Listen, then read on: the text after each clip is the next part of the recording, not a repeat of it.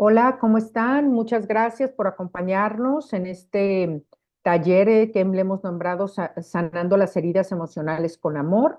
Como ustedes saben, es un taller que tiene una duración pues prácticamente como de 10 meses. Lo iniciamos con el ciclo escolar, iniciamos en septiembre y terminamos antes de salir los niños de la escuela de vacaciones por ahí de julio.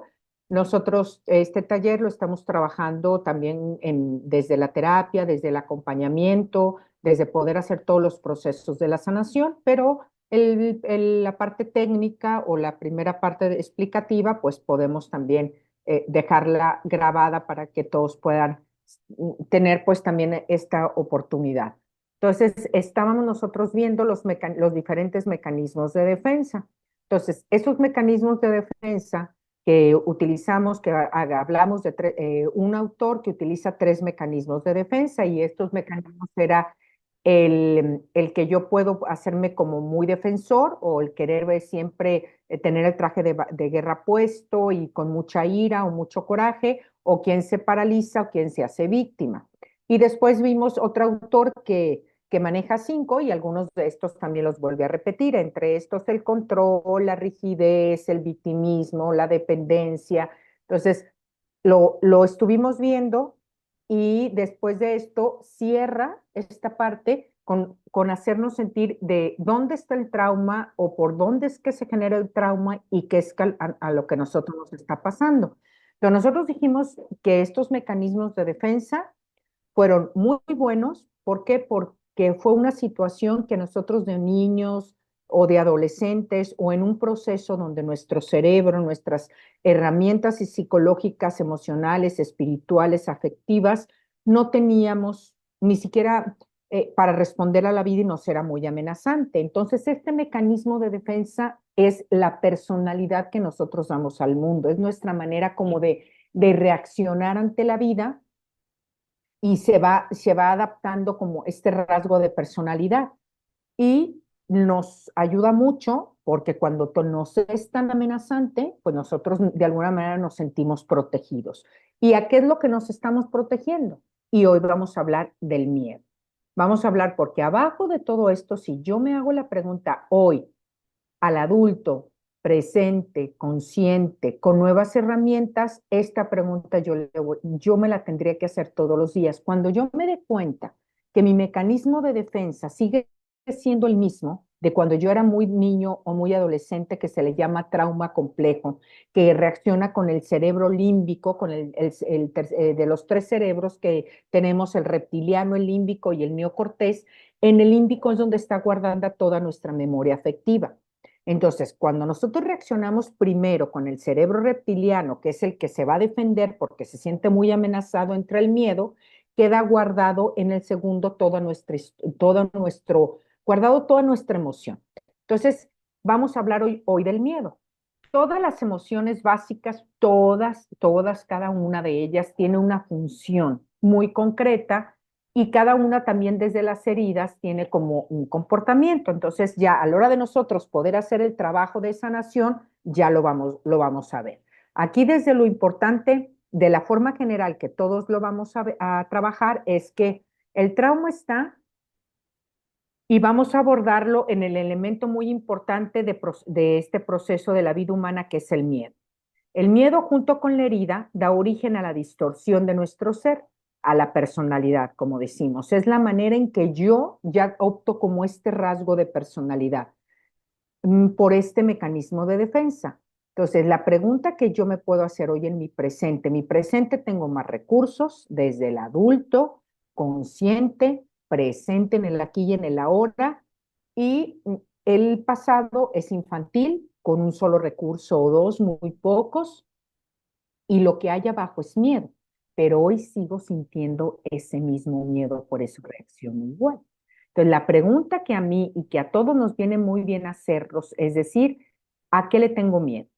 Entonces, es importante descubrir nuestros miedos, discernirlos y afrontarlos. Entonces, aquí el miedo, la inquietud al malestar, la preocupación por la que pueda pasar, el miedo, el vivir aterrados por algo son aspectos que forman parte de la realidad cotidiana, ¿sí? Porque estas emociones, ahorita vamos a avanzar un poquito más, que son No diríamos que son ni buenas ni malas, podríamos decir que Dios no se equivoca y que nos hizo a su imagen y semejanza en el amor y estas emociones son muy buenas porque todas ellas nos sirven para salvar la vida.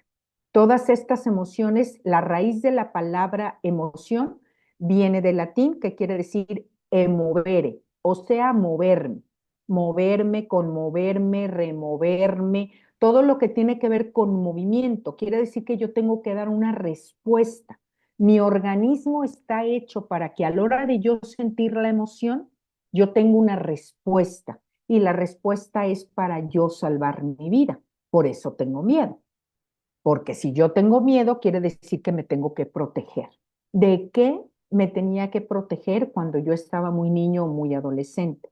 ¿Cuál era el miedo que yo tenía? Pero hoy en el adulto, hoy lo puedo ver desde el adulto, que han crecido mis herramientas, mis posibilidades, hasta mi camino neurológico, lo que he estudiado, lo que Dios me ha dado, muchos dones y muchos talentos. Entonces vamos a seguirlo manejando, viendo un poquito más.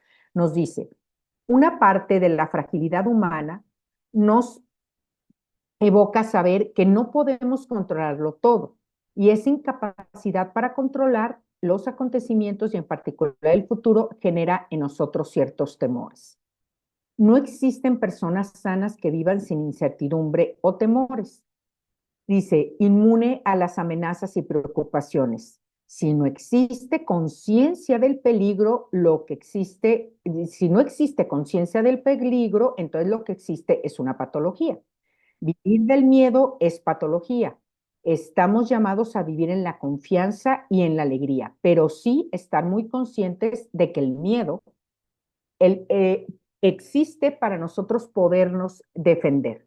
De hecho, cuando en un taller que damos de adolescentes, lo primero es que siempre cuando le decimos, a ver, a tu hijo, tú mismo pregúntale si en el lugar donde va a ir existe algún riesgo. Y si el mismo adolescente te dice, no, ningún riesgo, todo está perfecto, todo, no, nadie va a pasar nada, todo va a estar bien, desde ahí, una manera de empezar a madurar y darnos cuenta es decir, no, a ver, el riesgo existe. Y precisamente yo ahí me doy cuenta de decir, yo tengo que tener cuidado si alguien me ofrece tal cosa, yo tengo que cuidado si veo alguna situación amenazante, o sea, yo sí tengo, o sea, nuestro cuerpo, nuestras emociones están hechas para yo darme cuenta si algo me va a atacar, si algo es peligroso para mí, porque lo primero que va a hacer es moverme a yo salvar la vida. Entonces, sí me tengo que dar cuenta esa conciencia del peligro de lo que existe para poder vivir pues en esta confianza y en esta alegría. Avanzamos un poquito más y dice, el miedo es esa percepción de algo amenazante que nos preocupa hasta el punto de movilizarnos, ¿sí? Nos hace hacer huir o prevenir, según el rasgo de personalidad de cada quien. Hay quien le puede paralizar, hay quien se puede prever, hay quien se mueve, intentar poner soluciones antes de que se presenten los problemas. Añoramos que nada pueda dañarnos y esa sensación le llamamos seguridad. Si bien los miedos responden a las heridas fundamentales de nuestro proceso vulnerado, ¿sí? Desde nuestra infancia, o sea, hay miedo porque desde que estamos muy en... El primer registro de miedo que todos experimentamos es en el momento de nacer. Nos sentimos muy vulnerables. Desde el momento del parto, aunque no tengamos esta toma de conciencia, ya hay un miedo porque ya no estamos en ese espacio seguro del vientre de la madre, donde no tenemos que pedir para comer, donde la temperatura es muy buena, donde todo podríamos decir que es muy agradable. Y llega un momento donde el niño, para todo lo que necesita, tiene que llorar. Entonces, claro que se nos crea en cada uno de nosotros un ambiente ya no seguro. Y desde muy infantiles, desde una infancia muy, por eso se dice que la palabra vulnerable es que somos vulnerables. La palabra vulnerable es que todos, la raíz de la palabra vulnerable es que todo el ser humano somos capaces de que el otro o los otros o cualquier situación del exterior, yo quede, me dañe o me lastime.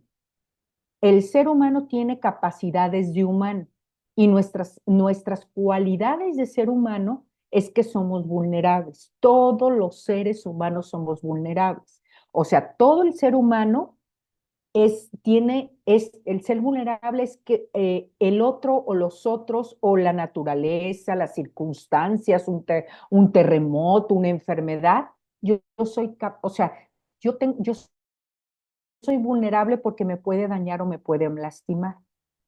Dios, o sea, las cualidades de Dios es que no es vulnerable. Nada lo puede lastimar y nada lo puede dañar porque es Dios. Pero si nosotros somos humanos, pues ninguno estamos exentos de que tenemos este ser vulnerable. Desde la infancia se marca. Y claro que imagínense en la infancia cuando no tenemos las herramientas emocionales, psicológicas, espirituales, y cuando es tan amenazante la realidad que tengo enfrente, pues claro que yo me lleno de miedo. Y mi comportamiento, ya sea de víctima, de rigidez, de control, este, de huir, cualquiera una de la evasión, o sea, evadir la realidad, cualquiera de una de estos comportamientos que se hacen como mecanismos de defensa, abajo hay miedo. Entonces también afectan nuestro presente. Dice, si bien los miedos representan las heridas fundamentales por ser vulnerados, también afecta nuestro presente y la posibilidad de avanzar.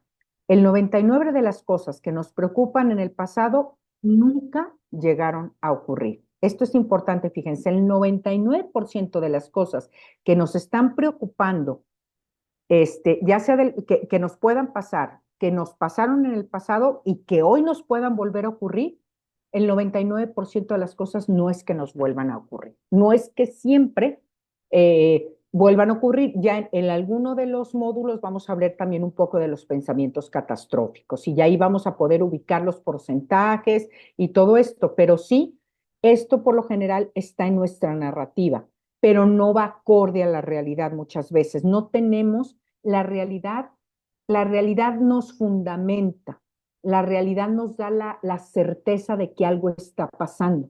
Y a veces nuestro miedo es la narrativa, más no está acorde con la realidad. ¿Sí? Es como decir, a ver, mm, a ver, estoy enfermo de algo, o le preguntas a un doctor o te dice y te dice, a ver, bueno, ¿cuáles son los síntomas? No, pues me siento bien. Entonces dices, a ver, si no hay ningún síntoma, la realidad te está diciendo que de entrada a lo mejor no está pasando nada grave porque no hay un síntoma. Pero lo primero que te dicen, ¿qué síntoma hay? ¿Tienes temperatura? ¿Tienes algo te está pasando o en tu estómago? ¿Tienes vómito? ¿Tienes diarrea? ¿Te duele la cabeza? ¿Estás mareado? O sea, la realidad, la certeza de la realidad tiene que ser acorde a lo que está sucediendo. Y a veces nuestro miedo, aquí es diferenciar, ¿mi miedo es real o es irreal? Porque no va acorde a la realidad. No tengo ni siquiera el fundamento para yo decir que ese miedo es real. No tengo con qué comprobarlo. Entonces, aquí también esto nos ayuda y vamos a dar un pasito más.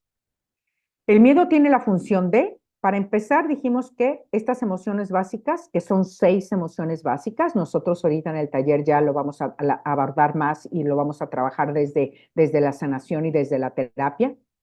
Aquí nada más es que cada una de ellas nos van a avisar si algo está en peligro. Las funciones son para avisarnos y salvar la vida, movernos a reaccionar ante esa situación. El miedo, con más razón, y cualquiera de estas emociones, por esa emoción la raíz es moverme. Yo necesito moverme y necesito hacer algo, pero si no lo hacemos consciente para poder utilizar su función que nos notifica el peligro, entonces inconscientemente puede hacer dos cosas: o paralizamos o bloqueamos o precipitar nuestra respuesta. Eso ya cada persona, según su rasgo de temperamento, según ya la manera de reaccionar ante el miedo, hay quien sí puede bloquearlo, huir, evadir, paralizarse, y hay quien se pone el traje de guerra, luego reacciona, luego se precipita a dar respuestas. Y claro, ¿por qué? Porque cuando uno tiene miedo, bloquea nuestra emoción básica, bloquea toda la parte de la razón al neocortés. No hay manera de que cuando nosotros lo percibimos al nivel del reptiliano, no te pones a pensar, si por ejemplo estás en la calle y te van a robar tu bolsa, no dices, a ver, esa persona la intención de jalarme la bolsa es porque quiere hacer algo bueno con ello. Lo primero es que la reacción va a ser a moverte, a gritar, a correr, a pedir ayuda, a salvar tu vida. Esto por eso te dice que te mueve a. Es una reacción totalmente inconsciente. Las emociones básicas son totalmente inconscientes, no las podemos de momento controlar. Lo que sí podemos hacer es qué hago con esa emoción. ¿Qué hago con esa emoción? Y lo vamos también a avanzar un poquito más. Fíjense, el miedo.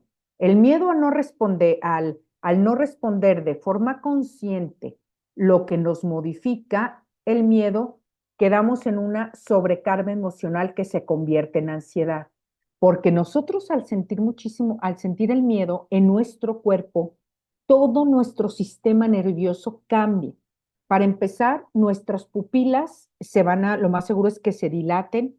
Al sentir el miedo, lo más seguro es que nuestra sangre se vaya a los puños por si tengo que defenderme o por si tengo que salir corriendo, se va a los pies. Hay una descarga en nuestro cuerpo de neurotransmisores y conexiones que te van a poner en una sensación de mucha alerta. Y si tú no desfogas de una manera sana, nutricia, o vamos, que responda a la realidad, cuando nos quedamos con esta carga emocional, se convierte en mucha ansiedad con nosotros. O sea, lo que sucede es que si tú tienes miedo porque de repente en tu casa sonó un vidrio y algo rompieron, eso te va a mover a que tú vayas, investigues, limpies ahí lo que pasó. Entonces esa descarga física y neurológica, de alguna manera ya le estás gastando. Tu propio cuerpo y toda tu estructura humana ya está haciendo algo ante ese miedo, ya se está moviendo. Si tú te quedas en tu cama y escuchas ese ruido y muy cerca y no sales de tu cama para moverte a ver si, digo, claro que tendrás que tener cierta seguridad de ciertas cosas, pero a lo mejor se cayó algo en tu casa, un florero que tenías por ahí que quedó mal y a la mera hora pues no nos dimos cuenta y pudo haberse caído. Si tú no vas e investigas, que esto es a lo que te mueve el cuerpo, a moverte para esa descarga que tienes, de alguna manera sacarla, si tú te quedas nada más en tu cama y no investigamos, el miedo se va a convertir en ansiedad. Porque tu cabeza, ahí ya entra el segundo paso, que ya es la narrativa. A ese miedo yo le doy una narrativa y a lo mejor yo empiezo a distorsionar la realidad y estar pensando, ay, ¿y si se metió alguien, ay, ¿y si pasó no sé qué, ay, o sea, no tengo las herramientas, no tengo la evidencia enfrente. Y entonces ahí yo ya, después de la emoción, hay una narrativa y de mi narrativa me voy a sentimientos. Ahí yo ya genero muchos sentimientos de displacer, de incomodidad, o sea, yo ya me puedo envolver en una situación que me puede hasta enfermar. Las emociones, como esta del miedo, es totalmente corta, es muy rápida, porque nadie aguantaríamos el miedo, nos daría un infarto. No podemos tener un miedo sostenido porque es tanta la descarga en nuestra mente, en nuestro cuerpo, en nuestro sistema nervioso, que de verdad nuestro corazón, el ritmo cardíaco se empieza a acelerar. Por eso es que no podemos durar un tiempo con ninguna de las emociones, ¿eh? Ninguna de las emociones podemos durar muchísimo tiempo. Hay que puede decir, es que lloré toda la noche. No, espérame. O sea, el llanto de la gran tristeza, el llorar está comprobado que no puedes, por ejemplo, llorar más de 11 minutos, ya no puedes. Así, llorar con toda la fuerza, con toda la energía, porque ya viene después un desgaste, es como el niño. ¿Te acuerdas? Los niños que dicen, es que sí, llora y ¿qué sigue después de que llora? O hace el berrinche, que está muy enojado, se va a dormir. ¿Por qué? Porque fue tanto el desgaste Y te va a llorar, ¿cuánto te va a llorar? A llorar. Claro que a nosotros las mamás en el mercado se nos hace eterno que el chiquillo haga un berrinche y nos da pena y ya no hayamos ni qué hacer y que llore 5 minutos, pues nos estamos volviendo locos. Pero después de ese tiempo lo que va a pasar es que el niño se va a quedar dormido. A nosotros nos pasa exactamente lo mismo. Después de una descarga tan fuerte, pero no puede ser mantenida. Lo que sí se mantiene y depende de nosotros es el sentimiento. Por eso la narrativa de lo que yo me cuento y después del sentimiento que yo genero, ahí es donde si yo lo puedo detener, el sentimiento, no la emoción. La emoción es básica, es inconsciente y me mueve a salvar la vida. Por eso yo me tengo que ir a mover y comprobar de alguna manera qué está pasando, porque si me quedo sin comprobarlo, me voy a quedar con toda esa energía adentro y lo que va a hacer es que me va a empezar a enfermar. Por eso habla de esos grados de ansiedad o de esas situaciones, porque es tanto en mi cuerpo que no lo estoy desfogando porque no lo utilicé para correr o para salvar o para limpiar o la descarga que me da el decir, ah, ya vi que pasó esto. Así ya vi que sucedió esto, ya vi que fue un ruido y se cayó esto en la alacena porque lo dejé mal acomodado. Entonces, ser personas que afrontan los riesgos sabiendo que son posibles el fracaso y el error, pero que el resultado en general es de progreso y de crecimiento. Vuelvo a repetir, esto es importante. Ser cada uno de nosotros, poder afrontar los riesgos sabiendo que que sí va a haber fracaso y el que yo ante esta situación de miedo, el fracaso o el error a mí me va a dar sentimientos de placer o de displacer. Entonces, como ser humano, otra de las características que no se me puede olvidar como ser humano es que si yo soy vulnerable, y tengo esa capacidad que me dañen el otro, los otros, la naturaleza, la vida, el bicho, el COVID, o sea, un virus, o sea, soy vulnerable a eso, porque soy humano, soy vulnerable. Y aquí también el que yo tenga, el que ante esto pueda suceder el riesgo del fracaso o que el resultado me genere displacer o placer, también es una característica muy propia del ser humano. Todos los seres humanos somos capaces de soportar el placer y de soportar el displacer. Que no me gusta, eso es muy diferente. Que no me gusta, pues a nadie nos gusta el displacer, pero eso no quiere decir que no tengamos la capacidad de soportarlo. Es como decir la alegría. Nos encanta estar alegres, pero a lo mejor podrán decir, ¿hay quien no le gusta estar alegre? De verdad puede haber personas que, que su estado habitual es estar en el conflicto, es estar en la tristeza, o es estar en el enojo, o es estar en la ira. De verdad es que nuestro cerebro hace conexiones neurológicas para estar en un estado de ánimo que después eso se hace ese mecanismo de defensa. Y nos habituamos a alguna de estas emociones básicas, que ahorita lo vamos a trabajar muy bien ya nosotros en el grupo. Entonces, nada más, de forma en general, es de cuando lo tomamos así, nos puede ayudar a este resultado, ya sea placer o displacer, que es un proceso, es un progreso y es un crecimiento y aprendizaje. Eso ya depende de ti, de tu cerebro, de lo que te cuentas desde el adulto, maduro, consciente, en el presente, en el aquí y en el ahora, que eso lo puedas ver como un aprendizaje, como un proceso, como un progreso y como un crecimiento. No es malo tener miedo, es vital el saberlo procesar. Quien estemos con la narrativa de decir, es que el miedo me va a matar, es una emoción básica. Son 6 emociones básicas y el miedo y ninguna de las emociones básicas nos pueden matar o nos pueden hacer daño, porque Dios no se equivoca al habernos creado. Son, no diríamos ni buenas ni malas, son buenísimas y tienen una función específica, muy buena para cada uno de nosotros. Que nosotros por la herida, por la narrativa que nos contamos, le demos otro sentido, otro significado, las utilicemos no en el momento correcto, ni con la persona correcta, ni en la intensidad correcta, ni de la forma correcta, eso ya depende de nuestro de nuestro espíritu, de a quién, qué Dios llevo dentro, a quién le estoy haciendo caso, ya depende mucho del discernimiento. Eso ya depende de la madurez de cada uno.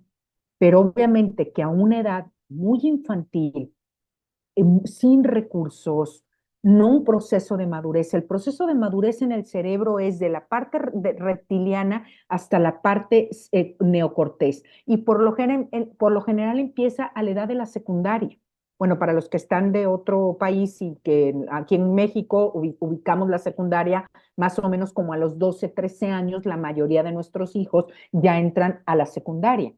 Entonces, pero antes de todo el tiempo, no hay esta maduración en el cerebro. Empieza de más o sea, y empieza del reptiliano hasta el neocortés. Entonces va subiendo a partir de los 12, 13 años, empieza a ver el cambio de la materia blanca, la materia gris en el cerebro y empieza el proceso de maduración, pero termina y llega hasta la parte frontal, por lo general hasta los 21 o 24. O sea, por eso en Estados Unidos o en muchos países son mayores de edad o les dan una INE o les dan, no sé cómo se llama, su credencial o para entrar a ciertos lugares hasta los 21 años. Antes no, porque no se tiene el proceso de maduración neurológico en el cerebro. Hay un crecimiento significativo en el hipotálamo del cerebro hasta los 21 años. No es que sea el único, ¿eh? No es que, ay, hasta los 21 y ya no. No, no. Está comprobado y hay un estudio que se llama Los taxistas de Londres, que les dan una credencial, una licencia de manejo dicen que para manejar en Londres es muy difícil las calles, son muchas calles, como que no está fácil y hacen un examen como muy exhaustivo y con muchísimas preguntas. Entonces hicieron un examen longitudinal, o sea, que los siguieron a estas personas que empezaron a estudiar y había quien iba una vez y lo reprobaba y volvía a ir y volvía a ir. Cuando se daban cuenta que estas personas insistían en ir a hacer el examen hasta que lograban pasarlo, les hicieron una tomografía neurológica y en el hipotálamo del cerebro había un crecimiento. Si ustedes quieren, era milímetro el crecimiento, pero se puede comprobar que el cerebro ni siquiera está ya determinado a decir que no puedo generar una maduración más, pues más certera. Claro que con tantas horas de aplicarse en un objetivo y una meta concreta, pues el cerebro tenía hasta esta modificación. O sea, si les hacen una tomografía y les hicieron tomografías a los taxistas, y la mayoría de los taxistas de Londres tienen el hipotálamo, tienen esta modificación que el cerebro de nosotros, que tenemos una licencia aquí en México, que es sencilla, o sea, que no implica tanto esfuerzo. Entonces, nunca estamos determinados, ni neurológicamente, porque también hasta existe la plasticidad del cerebro, y mucho menos por la gracia de Dios. Mucho menos el pensar yo ya aquí hice esto o pasó esto y yo ya no voy a tener una posibilidad de cambio. Eso no existe porque la gracia de Dios nos ayuda a poder hacer nuevos caminos neurológicos. Con esto termino. ¿Hacemos nuevos caminos neurológicos? Sí, pero la gran tristeza o el gran miedo o la ira o cualquiera de estas emociones básicas, si queremos hacer ya en la hora de la práctica, de después de la narrativa y generar sentimientos, como dicen los grandes santos, caen en la noche oscura, en el gran vacío, en la noche del alma. Quiere decir que esta situación de cambiar un camino neurológico donde yo estoy acostumbrado a tener una narrativa de sentimientos de puro displacer o sentimientos catastróficos o sentimientos muy negativos, por así decir, o que me generan emociones muy disfuncionales, mi cerebro tiene que hacer otro camino diferente, más no va a quitar el miedo a cualquier situación que a mí me represente que mi vida esté en riesgo. Eso yo lo tengo que honrar, respetar y agradecer porque Dios nos hizo perfectos, nos hizo para salvar la vida. Las emociones básicas son muy buenas, las necesitamos para salvar la vida y no es que, ay, otra vez me volvió a dar miedo. Si es un miedo, aquí la pregunta es, ¿a qué le tengo miedo? ¿Ese miedo es racional o es un miedo irracional? Bueno, pues hasta aquí vamos a terminar con esta parte técnica. Yo ya me quedo trabajando con todo el grupo para seguir trabajando desde cada una de estas heridas, cómo se manifiestan en estas 6 emociones básicas. Muchas gracias. También le damos al canal de Lo Mejor Está por Llegar por darnos la oportunidad de poder compartir estos espacios y sobre todo a Dios nuestro Señor. Si ustedes tienen alguna pregunta, igual en el canal, algo que quieran saber o algo que quieran saber más de nuestros cursos, o de todo esto que también hacemos, o quien le interese tener el proceso de sanación ya de acompañamiento y de terapia, pues lo pueden preguntar ya sea a Gisela o igual si alguien quiere tener los datos, pues también ella les puede hacer llegar toda la información. Muchas gracias y nos escuchamos en otra grabación más y yo me quedo con el grupo del taller.